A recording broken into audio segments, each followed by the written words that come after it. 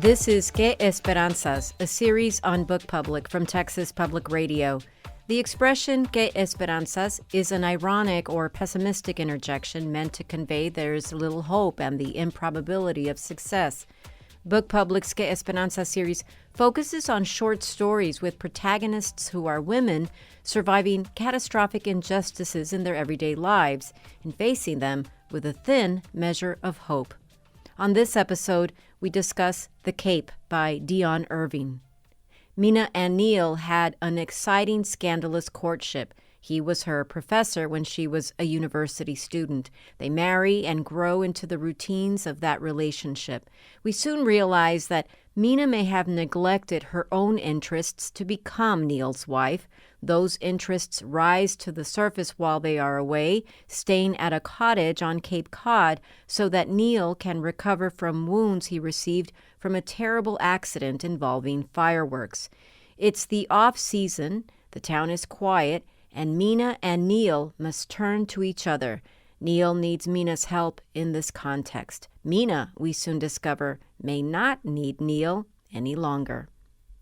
Here's Dionne Irving reading from The Cape. The Cape. The Wellfleet house had been empty for nearly 3 months when they drove up after Neil's accident. Mina wasn't sure how long they were going to stay on the Cape, so they rented their apartment in Boston to some of Neil's graduate students. She'd been like them once, one of Neil's adoring acolytes who stayed after his graduate seminar on modern European history, then on into his office hours, and then into the evening for drinks and tapas on Newberry Street. Summer season was over and the traffic minimal. Mina drove the whole way, missing 3 cops and saying one of her little prayers under her breath. While she was going 90 miles per hour in a 60, her sister Patty had used the house last, driving up from D.C. with her 3 kids, the new baby, their toys, and their dog. Patty had married a Hawaiian man and was one of those people who had sent an etymology of her new offspring's name, along with the birth announcement. Royal child, heavenly blossom, star of the sea, beloved. Back home in Cambridge, Mina had hung the cards on her refrigerator before deciding that 2 weeks was quite adequate to celebrate a royal child, and threw the whole thing into the trash, where Neil dumped coffee grounds on it only an hour and a half later. Signs of her nieces and nephews were scattered over the front yard. Twin doll heads and matchbook cars hooked on a piece of fishing line swirled off the leafless bushes. I asked them to tidy up before they left, she said, as she watched Neil take in the toys, the chipping paint, the overgrown lawn. And what about the boy you're paying to look in on the house when we aren't here? I don't pay him much, she said, and how much isn't much? She didn't answer him, but turned off the car instead. They sat there for a moment, unaccustomed to seeing their summer house in the winter, looking weathered and defeated. She brought the bags inside and put on music while Neil turned on the TV. She made dinner, and they drank wine in the living room with supper and didn't talk, just listened to the stereo playing Billie Holiday songs about stardust and love. And while they did, Mina noticed everything that was wrong. Oh my gosh, thank you so much. I love the way you read. Oh my gosh, that's Oh, beautiful. thank you. So please tell me about Mina and Neil. I mean, what is their backstory? We pick up so many clues just from this short excerpt, but what can you tell us about their backstory? Yeah, I mean, I think that it's in some ways this is very much a story about power, and kind of imbalances in power, in that, you know, they had a relationship where she was the student and he was the professor, and you know that power dynamic in this story has shifted in interesting ways. And in ways that I think cause some imbalances in their marriage ultimately. It's really true. As this Wellfleet house, it seems like a character on its own. I mean, at this point, it's in disrepair. It's a little bit neglected. It's in the sort of, you know, this other off season. And it seems rather symbolic of at least the stage of the relationship we're in with Mina and Neil at this point in the story. So I just find that so fascinating with the house, all of these elements about the house. Yeah, there's something about like places like tourist places and off seasons to me that like have a real sadness to them. And I have really good friends that grew up on Cape Cod, and it was so interesting to the difference between going out to the Cape with them in the summer versus going out in the winter. When it was the whole feel of the place was very, very different. Yeah, and it's a little bit more desolate, and she's noticing things that may be like the whole rush of summer where there's so much to do she wouldn't have otherwise noticed. And then Neil's accident is another, you mentioned the shift in the power balance. Neil's accident is really something terrible that occurs, and it's a near-death experience. Seems to have sort of altered life as they knew it. Maybe also life as they knew it in this, what is supposed to be a very carefree space for them, and also the idea of Neil in the eyes of Mina at this stage. And at this stage, she's now 34, and he is an older man, and he was her professor and all of this. But yeah, like there's so much going on post accident in terms of her perceptions about things.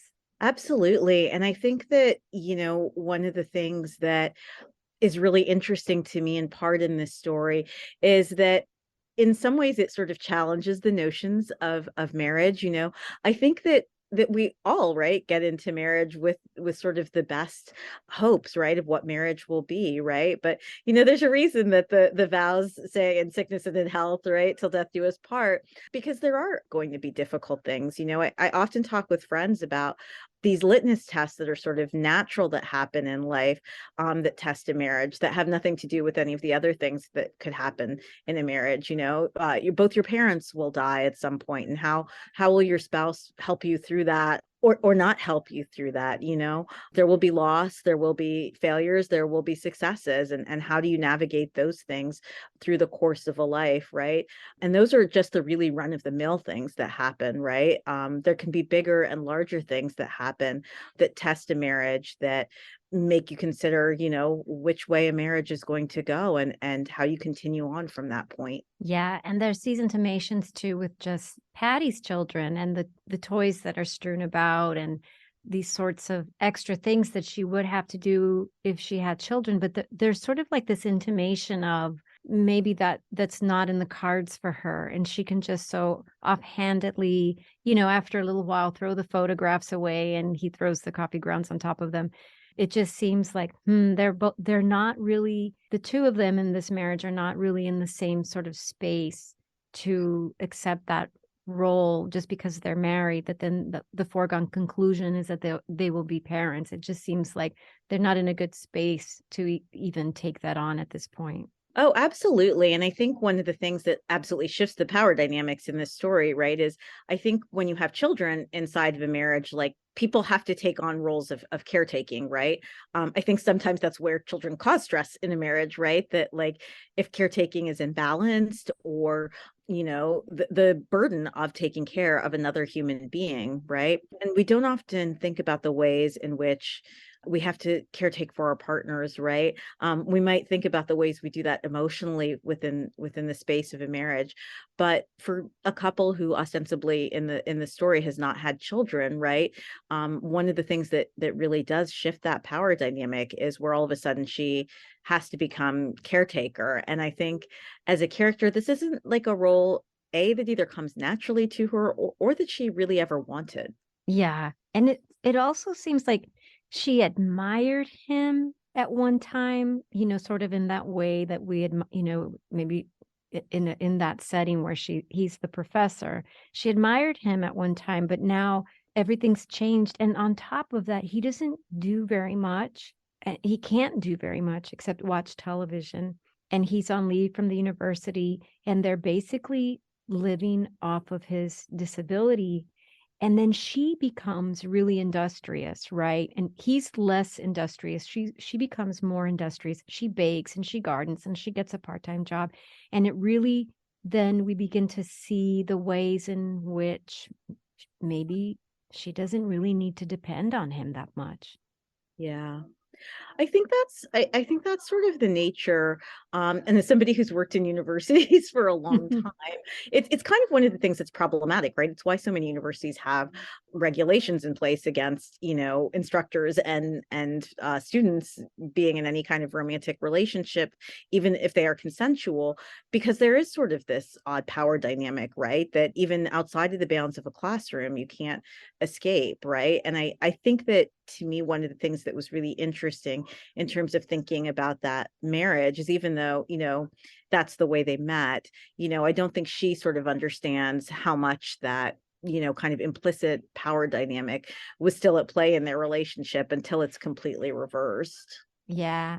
And there's another crack in the facade as we see when she makes the sidecars, these alcoholic drinks, and he sort of throws in her face the idea that, her old life before him was like somehow beneath him. It seems like he's deriding it a little bit. And I feel at that point in the story, like, wow, if it wasn't patently obvious before, like if we weren't picking up all of these clues, there's such a high tension there. And what's so interesting to me is in sort of right in that space of the story where they're having the cookout, for me, there were then these reminders of the night with the fireworks that caused his accident. That's such a high moment of tension in the story, I think, for the reader, because all I could think about during the cookout was the fireworks. And Yeah. and even though nothing super dramatic happens in that very pointed moment, the tension is so incredible. And we see that they're actually not communicating, and she's gonna, pull a cigarette from her secret stash of cigarettes and have a smoke. And then it's just like this really interesting space that I just think captures the way that silence works. Well, that's the wrong word. Silence doesn't work in certain moments in relationships. And I think that's sort of, one of the things that, to me, is kind of interesting too. I mean, it's maybe a little cliche or silly, but, part of that idea of, like, it's not just sort of fighting that shows a marriage is problematic, right? It's like when the fighting stops too, and you're not communicating with each other at all, right? Like, that's also not a good sign, right? Like, you don't want too much Mhm. of either, and I think that is kind of one of those things that was interesting to me. There are other failed marriages in my collection of stories, but I think this is probably the quietest one, and the one that I think, for me, was the thing that was kind of interesting about these characters was, I think we often think, like, that marriages kind of have to sort of implode in these really big ways, right? It's like got to be infidelity or something, sort of there's got to be a really horrible fight or disagreement about something. And I think that one of the things that is interesting to me about this marriage is, like, it ends because, like, the power dynamics in the relationship aren't what either of these people thought they were going to be, and that's one of the reasons that it has to end, and that's a really intangible thing in some ways, right? That I think maybe would be hard to explain, right? Well, the power sort of situation in this relationship wasn't the way that I thought it might be, and so that's why I have to go. But in some ways too, that gets to really, like, any sort of failed relationship, right? Whether that's a friendship or a romantic partnership, right? That I think people often leave when, whatever the situation it is, whether it's, arguing or differences of opinion, or people have changed in different ways, right? That the reason you end things is because they weren't what you thought they were going to be. That's exactly right. I mean, I think there's something here about, when the chips were down and he really needed her help. I feel like there wasn't enough of a foundation. There wasn't their marriage wasn't strong enough at that point to begin with, and she could now I feel like everything was sort of stripped away at that point, and it was really just the two of them. And of course she can take care of him. This very I don't want to give everything away, but what happens at the end of the story, everybody must read this story.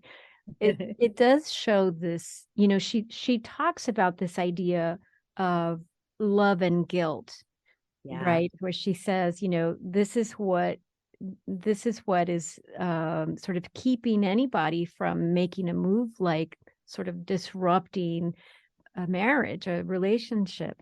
There is love, there had to have been, and there will be guilt. And the idea then, sort of by stories end when it's raining, and then we see that the roof is leaking, and yet, here's more evidence of the disrepair in the house that's sort of symbolic of so much else with the two of them, sort of the dam breaking, right? They're not Yeah, holding things together.